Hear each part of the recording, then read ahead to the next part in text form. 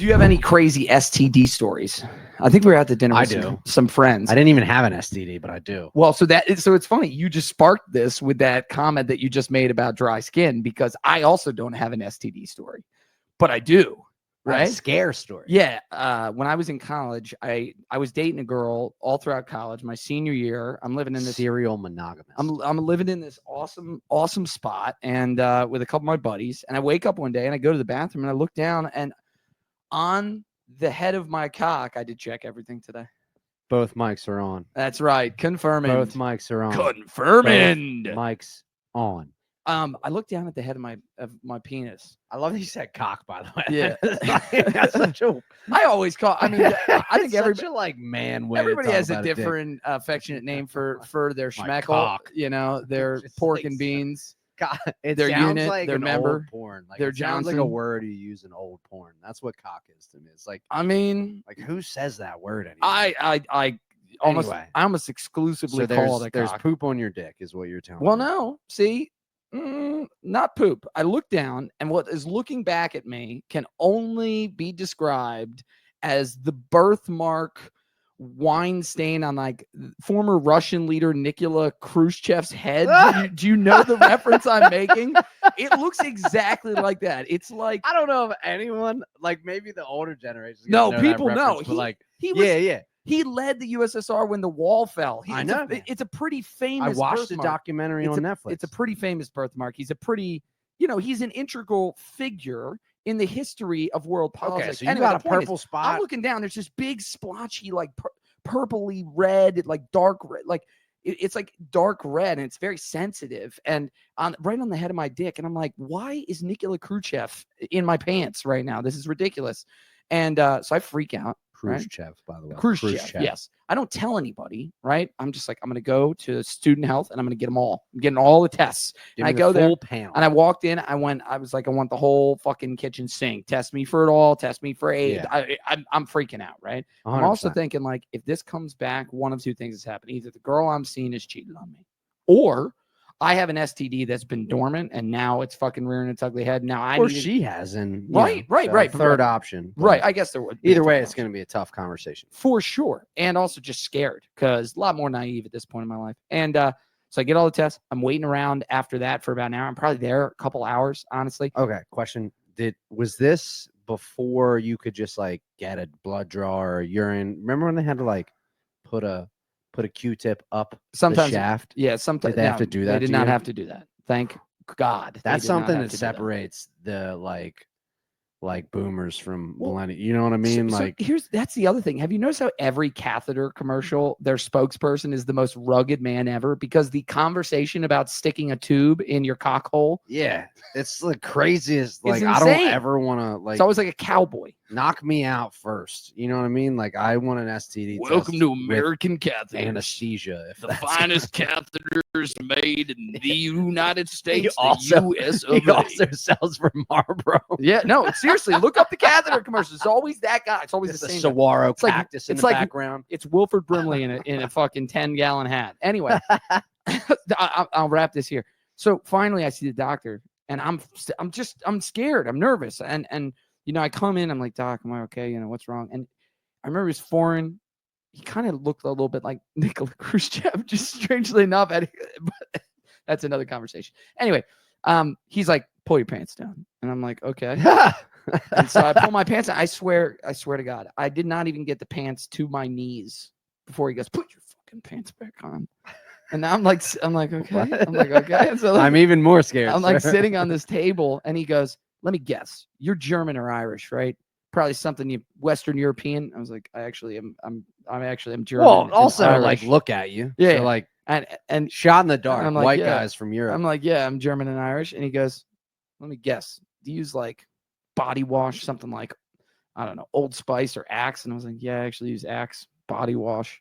And he's like, Do you wash your underwear, your boxers with the same detergent you wash the rest of your clothes with? And I was like, yeah, I do. And he goes, all right, let me explain to you what's going on here. You have a dry dick. Like your penis is dry. Oh, that splotchy thing is dry, sensitive skin. Oh, the chemicals in the body wash. Stevie's wee wee was all dry. It was just a little bit of dry wiener. I had a case of dry cock. Dry cock syndrome. DCS. Oh, now you know how all the girls you had sex with feel like. DCS is an official medical term, and it's not talked about enough in this country. We're raising all this. We're raising all this money for cancer. Raising all dry dick syndrome. Raising all this money for cancer, and we're forgetting about fucking drive. We're forgetting about the people that are really some of the other people that are suffering out there. That's all I'm trying to say.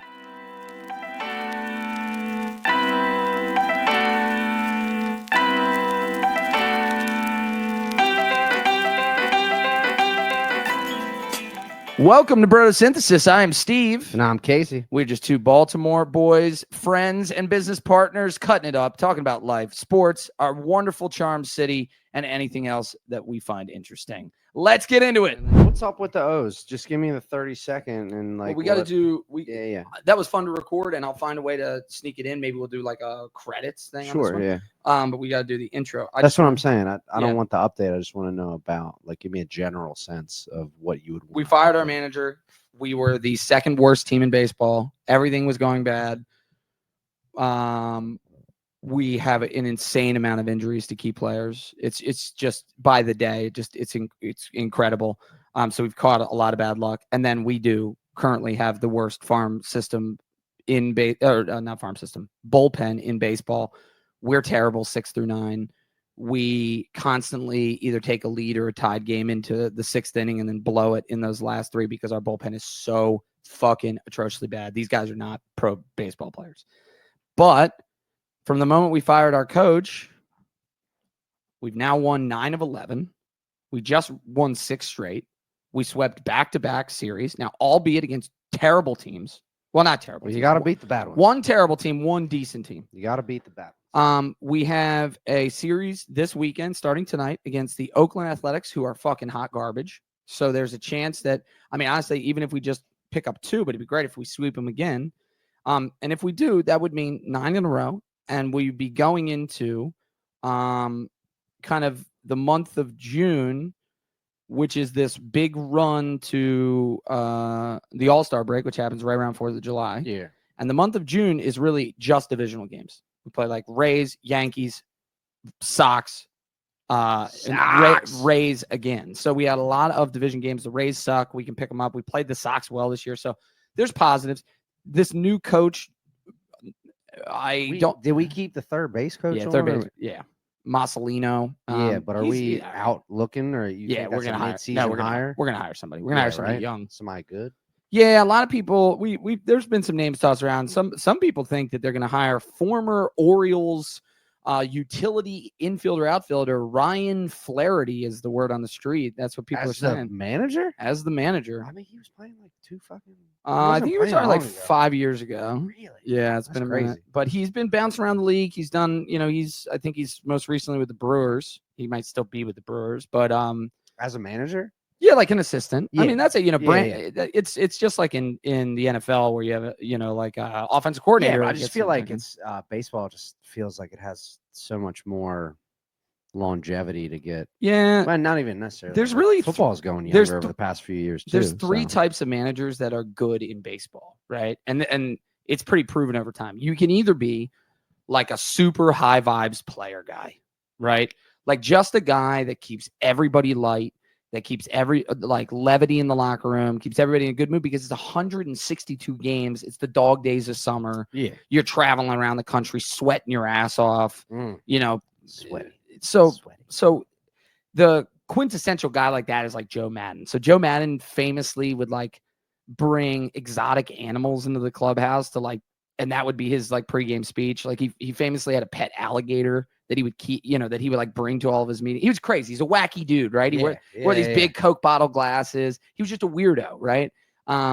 Like one of the team building activities one year when he took over the Cubs was to bring in like a world-renowned sushi chef.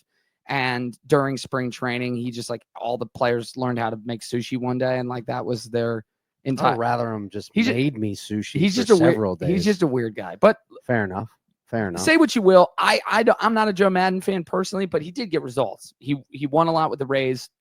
He famously, obviously, won the World Series with the Cubs in 16. breaking the curse. Now, some would tell you that the Cubs won despite him because what he did in that Game 7 of the World Series was atrocious, how he mismanaged the pitching. But Well, that's another conversation for another win's time. a win. So, Fuck, man. Players, managers, Yeah. right? Number 2, true tacticians. These are people like Buck Showalter. Yeah. Guys who literally, and I'm not talking about analytics, I'm talking about tacticians, guys who study tendencies, who get every edge possible. This is like the Bill Belichick's of baseball. Don't talk much, but they are just on the masterminds. spectrum. And they push guys like these are the type of guys that I actually think our team could benefit from because we have some younger players regressing. Oh, you want to bring Buck back? Buck's not the right guy. Bring him back. Buck's not the right guy, but get bucked up. But people like Buck are, the type, if he was coaching this team, he would go to Adley Rushman and be like, hey, listen, I've broken down 25,000 videos of your swing. And what I found is this is the gap in your swing path that you're missing where most pitchers are hitting for strikes. Let's do this very specific drill that I brought in a trainer who only handles like helping this gap in swing path, right? Like that's how detailed these motherfuckers are. So yeah, but in the professional level, 1% is the difference. You know, 100. Yeah. And these guys, I think we think that if you're a professional coach that they're all doing this. No. These guys, the guys I'm talking about are like, they're different. They're savants, right? At what they do. Okay. And then the third one, which is what I really think we need, is we need somebody who knows how to play the game as it currently stands. And I just think about these, I think about these managers as like almost like Don Draper in Mad Men. They're pitchmen. They isolate a major vulnerability in the game as it's currently played, and then they just make their team the best at that. Do you think Ryan Flaherty's that guy? Like what? And also, what's the major vulnerability in the game right now? That's a good question. It's clearly how you're managing your bullpens. You have like the most successful coaches, right, who might not have the most talented teams, but have competitive teams, are managers that realize that almost every game and series is won and lost between 6 and 9, innings 6 and 9. Yeah, makes sense. We need a great bullpen manager. And we do not have that. Brandon Hyde was one of the worst I'd ever seen in my 30 years of watching baseball. How does Flaherty solve that? How does a guy that knows the games? Yeah. So why him then? I think he's become kind of a hot young name in coaching. There's been a trend in baseball to hire young managers. There are a lot of sports leagues are doing that though. Right. I think they think that a younger manager is a little bit more connected to the modern game because they played so recently and maybe they can connect to the players. I don't know. They got a lot of life and vibrancy in them, going to come to work and work They're hard. Still learning. Yeah. They say like scientists scientists like do their best work when they're still learning, like getting their PhD or studying. Like it's not like they at 30 do much better research when they're 60, for instance. Like they do better research or have their most creative discoveries when they're like younger. So that's I don't know. I think that as it relates to management, if you're doing it for 20 years, it's easy to get into the way you do it. Yeah. And it becomes not I'm sure for some managers, it's like, how do I maximize this team as opposed to how do I find the team that fits the system I want to coach? Yeah. You know what I mean? So, and what you're saying makes sense scientifically, right? Because think about like how the brain develops, right? Ready to debate. The largest period of brain development is from ages 17 to 24, right? Where you really start to form cognition and, and the old frontal lobe. Yeah, exactly. And starting to decline from a man over here. And your acumen, right? And then you become a subject matter expert over the next decade in whatever discipline you set yourself to. So what you're saying does make sense, that as you really age into more seniority in any role, maybe you lose the nuance, you lose the hunger. So we think they're gonna come up. We're gonna get a manager. The word on the street is that it might be Flaherty. I hope it's not. He could be a great manager, but he doesn't show any track record of being like a really great bullpen guy. I don't want a tactician because too many tacticians are what you just talked about. Those much older senior people that can be stuck in their ways. And we definitely don't want a players coach because right now, these guys, we have a very young team who doesn't get it, right? Most of the guys on this team have never actually experienced losing. Adley Rushman has gone to the playoffs every year he's been an Oriole except for one. Gunnar Henderson has never missed the playoffs as an Oriole. I can go down the roster, and guy after guy on this roster has not suffered at all. They've literally had a golden horseshoe up their ass during their time in black and orange. So I'll take it. We'll take it. I guess what's frustrating is if we get a player manager, it's almost going to be like, yeah, guys, everything's fine. No, everything is not fine. There needs to be urgency. We need to want this. It needs to hurt this offseason. We need to be galvanized to say, like, we're going to out fucking work everybody and come back and take this league over. You know what you should do? Get yourself a big fucking burly dude that knows how to fuck people up like Cal Ripken. You know what I mean? Just coming back throwing punches. Yeah. Setting the boys straight. Hey, shut your mouth. I feel like Cal, that was just a joke, but like if you get a player that was a good professional that knows how to do it, like knows the like not that Big Poppy is like a fucking manager, but like somebody that you see them and like they know they were a professional for so long, like they know how to do it.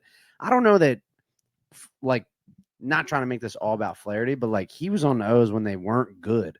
So I don't know. With the playoffs with the O's once, right? It was the beginning of the whatever. Like, is it? I mean, he was on this. He was on the 14 team that was really good and went to the ALCS, lost to the eventual champs in the Kansas City Royals. And he was a really good utility player for us. Like he was his WAR as an outfielder was in like the 1s and 2s. So like he was an above average player, just wasn't an everyday player. And we asked him to be humble and do whatever we needed him to do. So he'd play second base, he'd play left field, he'd play center field. We played shortstop. So, he wouldn't hit one day. He would DH another day, right? He'd pinch run. So we asked him to do a lot and he did it with a smile on his face. He's a team guy. I think that's one of the reasons his name is starting to get thrown around because he is trying to become a manager. He's coming up through the ranks. We have a natural relationship with him, and he's well liked in leadership here in Baltimore. So I hope it's out not with the old in with the new. I guess. Yeah, we'll see. I hope it's not him. I'd like to see. The ideal guy to me is like and this name is controversial, but the ideal guy to me is like a guy like Alex Cora, who, just he's got an edge. He's got a fuck you mentality to him. He's young. He does so much with a team that is not talented. Really, he does a lot in the margins. I would love a guy like that. So there's a few of them out there. We'll see. But the Birds are doing better. Things are looking up. I will say this. They would have to win at a 100-game clip.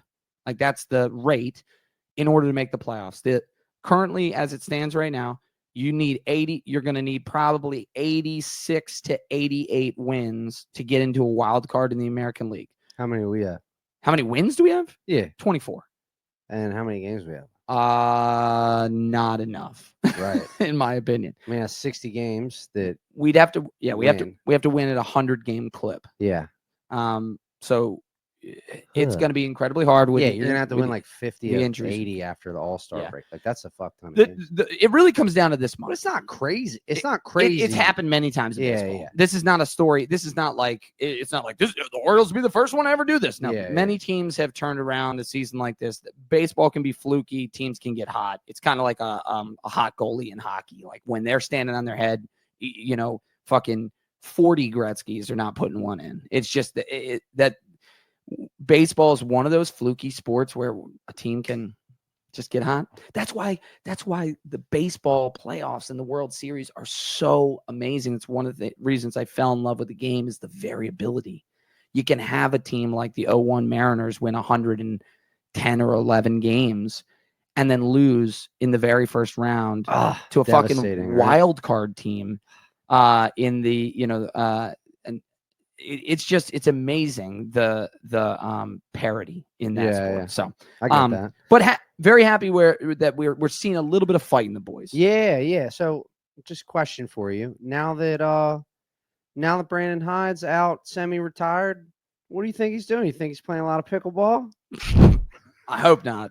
He doesn't have a pickleball body. He doesn't have a pickleball Achilles. That guy looks like he's been pickled with a few too many martinis, if you ask me. That guy looks like he's just been soaked in vodka for 25 years. I love that. He always has that grizzled face and just that, droopy dog. He's got the big cheeks, right? That seem to like melting off his face, like he's a Madame Tussauds wax figure that was left out in the sun.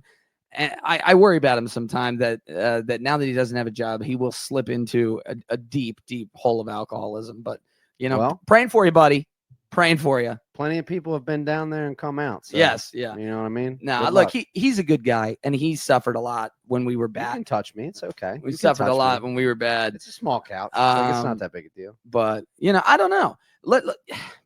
I hope, because I love playing pickleball. It's one of my favorite things in the world. I hope to run into him one day out on the court or out on the courts or out on the clay. Bro, when did you get into pickleball? Probably like 2 years ago or so. Val, who's one of our wonderful friends and limited partners in Hotlines, he was really into it. Val's very competitive. We would always go out and play pickup basketball and stuff. Yeah. And he got into pickleball, and we went out and played a few times at Patterson Park, and I was surprised how much I liked it. Well, wiffle ball. Well, I think we'll get to that because you and I were chatting about the nostalgia. I think so. Yeah. Of that ball. That's my theory on why people really like it. Well, I want to hear this theory, but for me, it's like, dude, I'm so bad at paddle and ball sports. I'm a terrible ping pong player. Okay. I'm a terrible tennis player.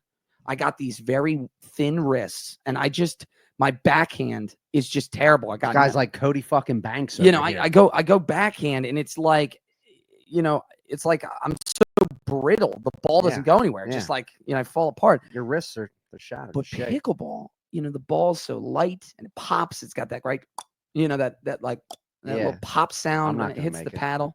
I realized, oh my God, I can do this. I can have a little fun with this. So you play often?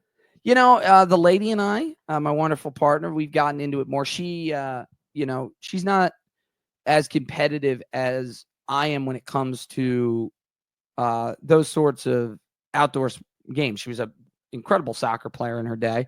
And we love, a good game of gin rummy or a board game or something like that. But we have kind of fallen in love with pickleball together because she like loves it. Bringing couples together. And she's pretty good at it. I love watching her bounce around out there doing her little. She kind of like jump hops when she hits the ball. It's adorable. But she's getting pretty good. Swing so hard you come off the ground. Yeah, and it's a nice couples thing, right? We have a couple other couples that like to play, so we get together with them. So it should become like a fun thing to do outside. Drink a few beers. Sometimes I'll play with a beer in hand. Put on some music. Have a few, play a few games, get a little exercise. So yeah, we've been really, really enjoying it. It's real popular with a lot of people. Like it's blowing up, right? Understatement. Yeah, like I remember, like I've only played it like twice. And I've known about it, but I've always, I'm from Dundalk, man. The tennis courts were just like something over there. Yeah. You know what I mean? Like, why do we have tennis courts? They should all be basketball hoops. Right. My mentality. Basketball hoops or parking lots. One of the two. Exactly. What are we doing here? What are we fucking doing here? So pickleball for me has never really been something that was too interesting. I'm not very athletic, believe it or not. Yes, you are. What are you talking about? I don't, not with so with golf, I have a theory on that. Like with golf, the ball is pretty fixed and it's a very repeatable motion. And even when like you're on a side hill or on a downhill or whatever, like your mind is then challenged to repeat the same swing. And that to me is much different than like, I see this ball and in real time, I need to like, dude, that's just like not how my kinesthetic awareness works. Yeah. It's almost like lifting. Like you go to the gym, you perform an exercise. Right? I picked up like Olympic weightlifting, like fast as shit.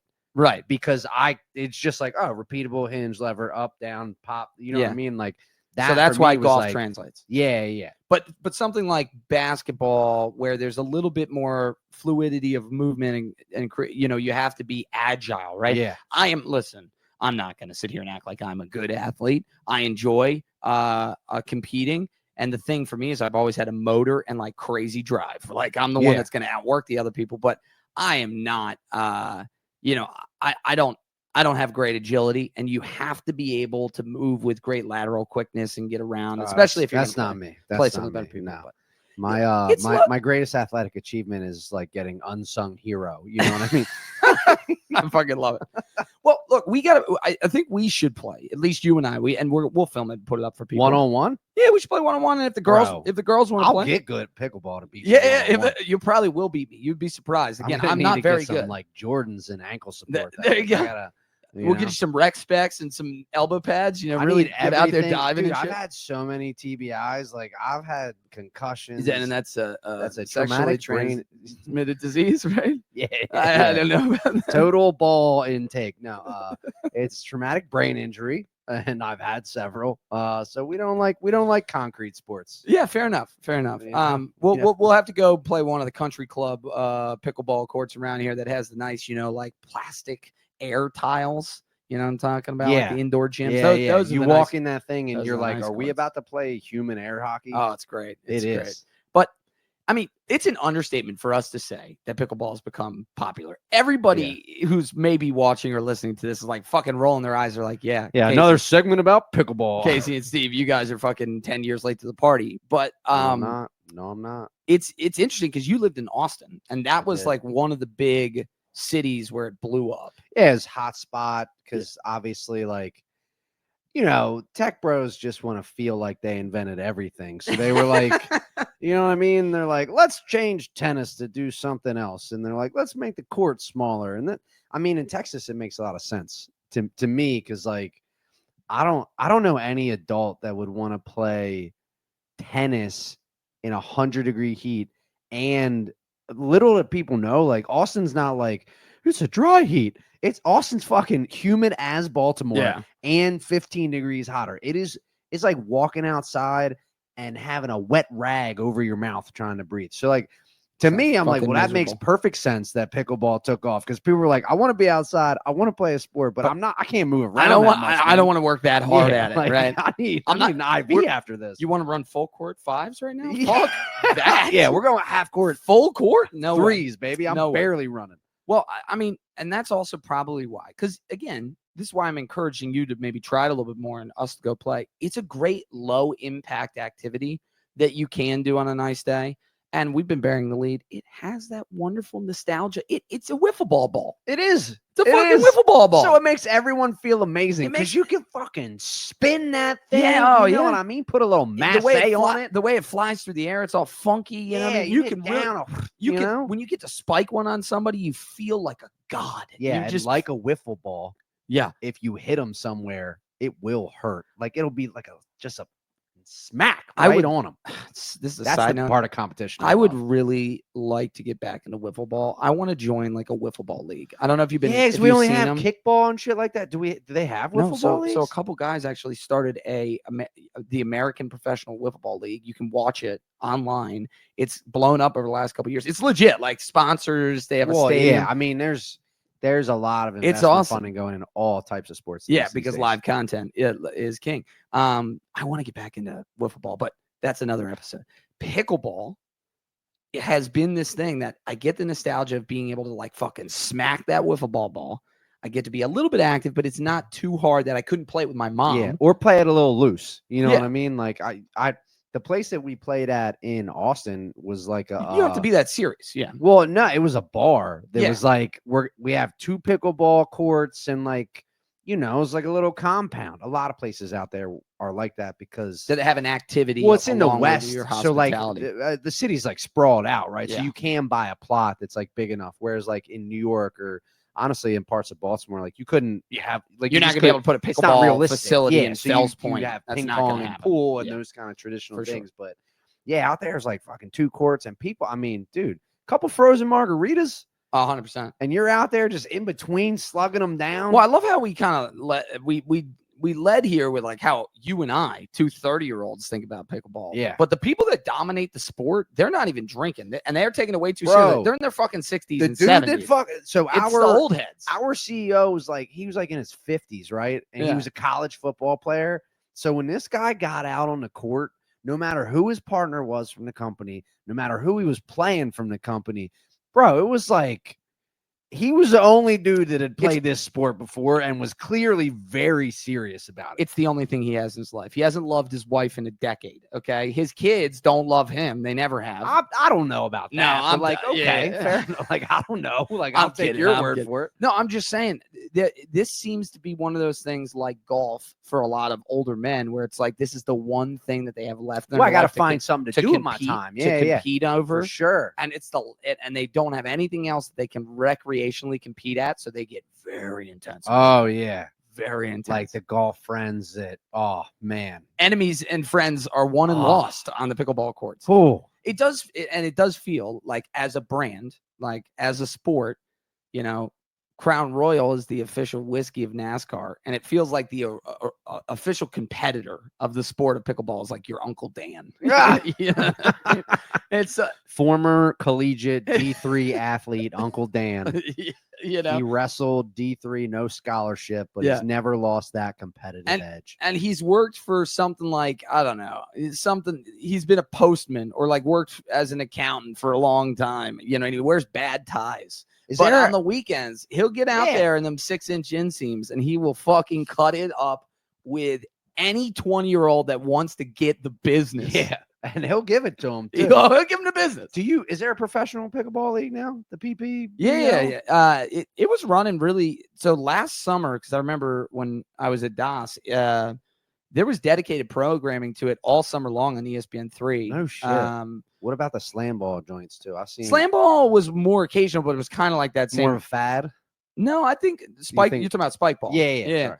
I don't think spike ball is a fad. I think spike ball, you know, there are definitely sports that come and go. Like, you know, I got a lot of friends that are into like bottle ball, bottle toss, where you have the two bottles mounted on the stick and you throw a frisbee and try to knock it out. Do you know this one? Okay. Well, you've already told it to me. Like, I get it. I get it now. It's gotten really big with college kids. You see it as a beach game.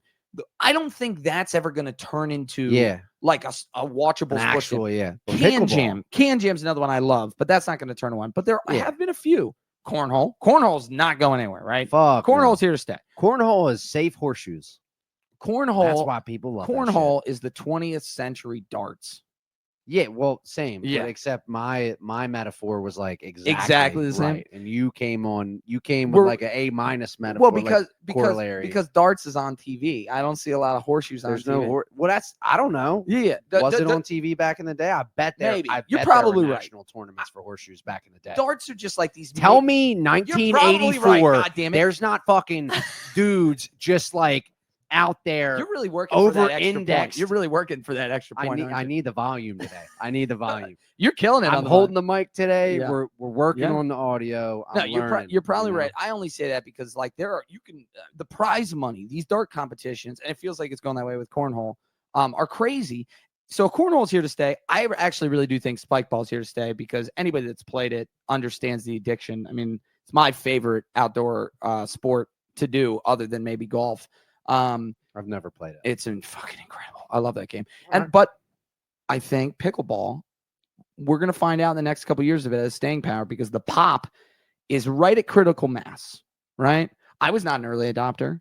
You certainly were not an early adopter. Well, and in order for it to stay, the game has to get younger so that there's a talent pipeline. For sure. It is getting cheaper. I feel like no lie, I saw a set of paddles and balls at a 7-Eleven the other day. I mean, if that doesn't tell you that there's some viable market for like shitty aftermarket secondhand sorts of products, right? I see people selling custom paddles on like fucking Facebook Marketplace.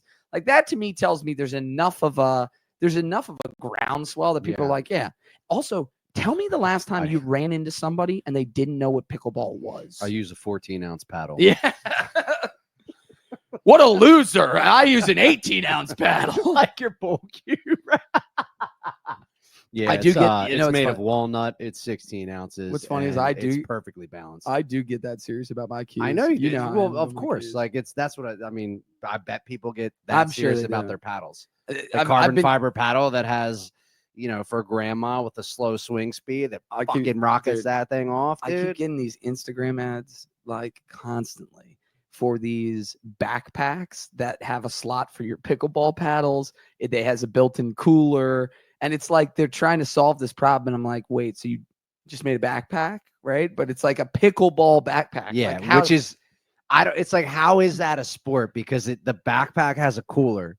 Right. It's telling you, right. You know what I mean? Well, then again, we both play a sport where, I mean, my golf bag has a built-in cooler. I get it. It's definitely that type of recreation. I try not to get loose on the golf course because it makes me bad at golf, but I do get loose. Okay, I was gonna say. I'm like, no. Don't get me wrong. Like, I'll get one out with Dirty Mike and the boys, but like, I'm not trying to. I'm there with I'm trying to golf. I'm trying to play well. I don't play as well drunk. There have been a few days where I'm drunk and I felt like my game was good because I was in a good mood and I was already playing. Yeah, I played a lot. Yeah.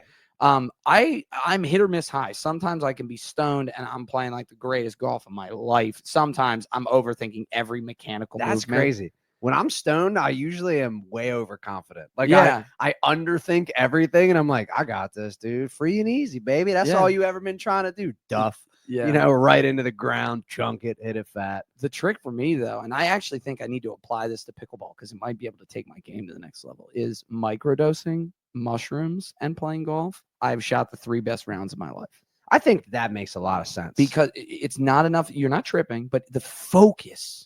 The laser, I can see every dimple on the fucking ball, every blade of grass. Well, you know what that's called, Steve? I can read the gradient of the green from 160 yards in the present moment. Yeah, well, that's what microdosing mushrooms helps you to do. I do love that. I love it's moment. Not like an enhancement of your body. It is like it helps you slow down enough to actually step into the moment that you're in. Oh, God, it's like that was beautiful. It's like I'm channeled through something. You know what I mean? You're a writer. I'm fucking rooted right now. You're a fucking writer. I am one with the earth right now. This is amazing. But should we go get outside into the world and play some pickleball? Not should we pickle some not balls? before talking about the risks and the dark side of pickleball. I forget about that sometimes. Because look, hey. You know, mushrooms are all fun and games until you find yourselves in the middle of the wood alone having a real bad trip. So, I think 2 paddles, 1 ball, and no net. I think we agree. There's risk to everything in life. You know, taken in moderation, even pickleball. Because Casey's right. There have this rise of the game has also come with it some concerning statistics, especially for those of you out there on Medicaid, given the current state of some tax reforms that are coming down. Yeah, let's go through some of those. And yes, I am keying in, you know, I actually hadn't thought about that. I'm not trying to make it a political show, but this is going to have an impact on pickleball. Connect some dots here. Trump's base is primarily old and white. Rural, though. The majority of pickleball players are old and white. But probably ipso facto, this could be a major. Who knows what ripples this will have in the political world, Steve? I just don't know. Well, let's give you some facts. Before you do that, wouldn't it be fucking crazy if that tax bill fucking passed and the fact that like old people getting injured at pickleball, like not being able to get political ramifications. Oh my God. That would be the wildest headline to read in the world. Well, and then, and if it did happen, that's how it's truly, you know, we are in a post-capitalist society. Newly formed pickleball pack going off. Taking out politicians left and right. Sending a primary for JD Vance. When they march, they have their political message on their paddles, and they just hold the paddles up in the air. Bro, no, it's the same paddle, no matter whether playing or marching. So everyone around them always knows their message and mission. I fucking love it. To further the game of pickleball and decrease injury rates. Well, if you're thinking about taking up pickleball, especially some of you old heads out there, please key into what I'm about to say. A report from 2021, now this has been a couple years since then, I do have some updated statistics, showed that pickleball and tennis-related injuries saw an 86% increase. An 86% increase in 2021. It is accounted for an enormous number of ER visits to those 60 or older. Medicare reported just last year that medical costs directly attributed to pickleball. Now you have to remember, this is somebody going on Medicare to a physician. They're documenting the injury. So it's like, oh, how'd you tear that Achilles? How'd you snap your ankle? How'd you mess up your knee? Oh, I was playing pickleball. So there is fairly decent tracking system. You said this is from 2021. No, so this is like in 2021. Yeah. Okay. There was an 80. But remember when 2021 was in relation to pickleball. 4 years ago. Yeah. And middle of pickleball was just kind of starting height of out. the pandemic. Yeah. But it was like it wasn't as big as it is now. No. But in that year, they saw an 86% increase in ER visits for 60-year-olds with pickleball-related and tennis-related injuries. So tennis has been around forever, right? Yeah. Clearly the increase in pickleball playing was what attributed. Well, to the that. Pickleball lobby was like, you got to add tennis onto that report. This next stat is the one that blows my mind. Medicare analysts said that in 2024, pickleball-related injuries directly attributed to playing the game accounted for $500 million in medical costs. The report estimated 80% of those costs are for outpatients going through Medicare. This is insane. People do not understand what, because they think it's such a low impact sport. They can walk up and just start playing, and they forget, Doris, that you're going to throw your fucking hip out. 100%. Because when you walk up and just start playing any sport, it's a dumb idea. Yeah, but you're convinced that this is like bowling. You don't stretch when you go bowling. But you could still throw a fucking disc. You could. I guess what people see this, a lot of people don't see this as a majorly high impact athletic. I get that sport. I get that. It's crazy. But clearly based on the injuries. It's going that way. Some of the most common injuries for pickleballs. This is the craziest one. In 2022 alone, there were 377 ankle and leg fractures associated with pickleball play. This totaled in that same year in 2022, and this is the U.S. Medical Journal, 5,400, almost 6,000 pickleball related fractures since 2022. That's, that part, it's treacherous out there. It's not crazy to me, but it is also crazy to me. Yeah, but I don't know. I mean, I've been playing golf. I know a million old people that play golf, and sure, there's tennis elbow and bad back, bad knee. You're not seeing. I mean, I've heard of tennis elbow injuries. Yeah, this is different. You roll an ankle on a golf course, you like stepped on a molehill or some shit. Like it's odd that you would do that unless a weird accident happened, as opposed to like, I'm just trying to get that ball. My real theory about why you're seeing so many injuries is, yes, a lot of new people who might not be doing anything else athletic are trying the sport, right? Yeah. So there's that. There isn't really a great tendency, it's not like baked into the game that you like should stretch, right? Like you go out to run, you're going to stretch, go to the gym, you're going to stretch, basketball, but it's not always baked into this. But I think the big thing is because the court is so much smaller. Yeah. Right. And you're playing with a fucking cartoon wiffle ball, like a yellow wiffle ball. Yeah.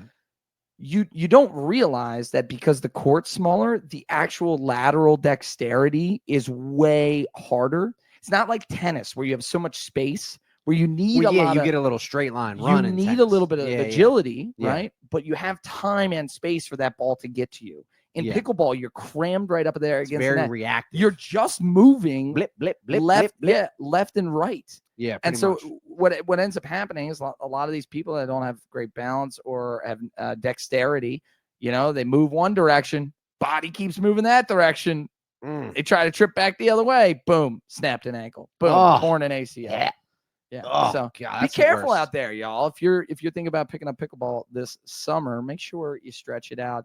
And just take it easy. Enjoy yourself. Maybe microdose and be in the moment. Yeah. And if you're a traveling physical therapist, hit up those fucking retirement homes. Yeah, there have to be doctors. Like, go knock on some doors of the retirement home and see if you can make some wrong business. Should we need to start like a telehealth business that is only focused at pickleball related injuries. Oh my God. We go around the country, we put kiosks on every pickleball court so that when you do blow your hip not out, even kiosks. We'll do QR codes. Boom. Right Done. there. Right on the paddles. We'll sell. Oh my God, we'll sell paddles. It'll be fucking full circle, dude. It'll be vertically integrated. I just had a fucking brilliant idea. What is it? What if we sold advertising on the pickleball paddles? What? Well, how would a person see that? I mean, like I don't know. We'll go down that rabbit hole another time. I don't know. That one's a winner. All this pickleball talk. I'm feeling like I'm pickling my fucking brain right now. Ah, man. I feel like a pickle. I love pickles, dude. So do I. Fried pickles. Yeah. I mean, we used to always go to the Baltimore Pickle Festival. Really? Is there still a Baltimore Pickle Festival? It's legit. It's legit. Man. And real missed opportunity for content. We could have paired this up, pickleball and pickle fest. It would have been great. It would have been great. Gosh. You know, my lady, she was the cover photo of the Pickleball Festival for Pickleball or Pickle Fest? Pickle Fest, Baltimore Pickle Fest, forever. Hopefully it was a spear, not a whole thing. You know what I mean? Her and her friend, pickles in hand. That's number 2. Well, before I get too far down in the count, let's bring this bad boy to a close. Hell Guys, keep supporting us on Substack. You can get all the long form content there. You can check out the show on podcasts if that's your preferred method, wherever you get your podcasts, but it's definitely on Spotify and Apple Pod. That's a good source for that. We are having a ton of fun doing this. Send us some show topics, connect with us on our socials. We'll be launching those for Brotosynthesis, but you can always get us on the Hotline Sports app account on Instagram. And you know, man, this has just been an absolute pleasure doing this. I hope you guys are enjoying it. Yeah. You know, charm in every conversation, growth in every idea. Keep on synthesizing. And if you're out there this weekend playing pickleball, make sure you tape your ankles. Yeah. Tape up. God bless.